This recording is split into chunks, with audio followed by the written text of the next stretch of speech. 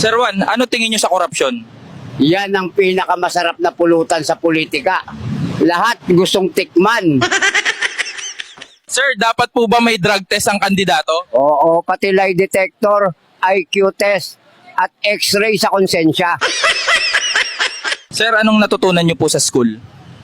Na di mo kailangan ng diploma para magmukhang adik. Sir, anong masasabi nyo sa mga babae ngayon? Madali silang papol, pero pag nakita mo ka ako, biglang landslide. Sir, pag wala kayong makausap, ano ginagawa nyo? Nakikipagtalo ako sa pusa. Minsan siya nananalo. Sir, paano ka nagpapabango? Nagbubukas ako ng sachet ng shampoo, tapos ipinapahid sa damit. Sir, bakit wala kayong girlfriend? Walang gustong makipag-date sa mukhang wanted. Sir, anong tanong mo sa mayor tuwing barangay night? Mayor, may pa-premyo ba para sa pinakasabog? Sir, anong talent nyo po na pwedeng ipagmalaki?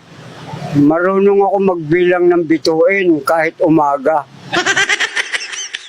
Sir, ano po paborito nyong hayop? Yung askal dito, kasi kahit anong amoy ko, hindi ako nilalayuan. Sir, anong masasabi nyo po sa mga pulis?